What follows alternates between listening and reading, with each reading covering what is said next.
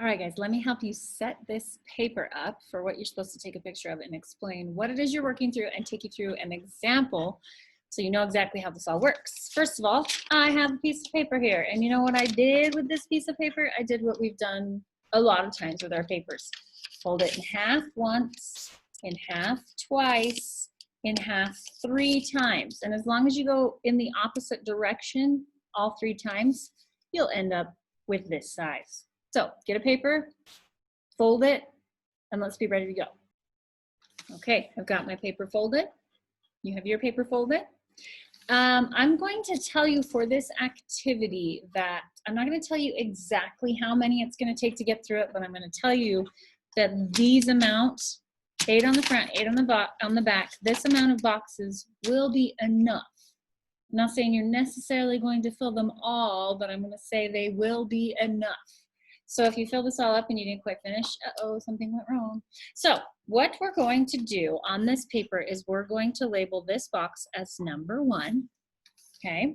And I'm gonna go back and forth between my work and what you see on Canvas because you should also be going back and forth between those things. You should be showing your work on a piece of paper and working on Canvas.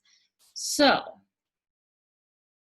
hold please, while I bring us over to what you see in Canvas. Okay, so in Canvas, we're on do this second because you're actually doing them both at the same time. You're watching the video of me, which was do this first, and you're figuring out what this is all about. So this says zombie adventures.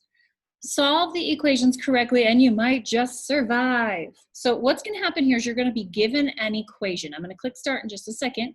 When you click start, you'll be given an equation, you'll write it down on your paper and you will solve it. Okay, so here I go, I'm gonna click start.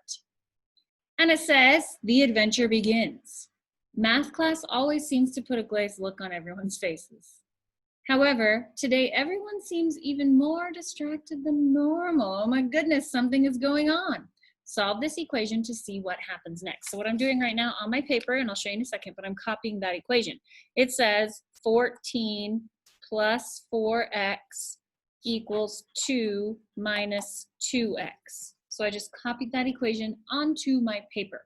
So yes, I'm working on the computer, but yes, I'm also writing stuff down, as always with math class, because things are much more complicated when you don't write things down. So back to my paper. I am going to help you solve this one, okay? First, well, no, I'm gonna help you solve this one. Okay, so I wrote this equation down. This is from the slide where I pushed start, and here we are. This is what's new for 8th grade this year. This year we are focused on what if I have variables on both sides. That's a new thing that we did not have to deal with in 7th grade. Well, we learned that the additive inverse takes care of this, okay? So my job, I always focus on the variables first, and as you practice today, I want you to focus on the variables first. Oftentimes students will do what they're used to and zero out one of these numbers. I'll see students write -2, and then they end up with something like this. I'll show you what they end up with. I'm gonna write it in pencil so that I can erase it. Technically, it's okay to do that and go -2, and then they have 12 plus 4x equals -2x, and something about this just really throws you guys off. I've seen in my years of teaching, many students start like this and then they just stare at it and go, I have no idea what to do. You could now move variables, but that just really seems to throw you guys. So I'm gonna say this again, get rid of a variable first, okay? Focus on getting rid of one of the variables. Focus on the variables first. Which part do you focus on first? The variables, get rid of one of the variables. And I usually try to keep it negative. No, I try to get rid of a negative and keep it positive. I like to keep things positive. So I could zero out this 4x by going -4x. That would make more things negative. Instead, I'm gonna zero out this one because it's already negative and then I get to make it positive. So if this says -2x, I'm gonna go +2x plus 2x. Focus on zeroing out one of the variables first. Okay, now I'm going to write what I have, and what I have is 14 plus 6x equals 2. And when you guys see something like this, you're a lot better at solving it because it's a 2-step equation from 7th grade, which is something your brain is very used to. So zero out a variable first, then 14 plus 6x equals 2, so I'm going to go -14 minus 14, right? 6x equals negative 12. Watch all your signs really closely on this. It'll mess up your zombie adventure otherwise. Divide by 6, x equals negative 2. Okay.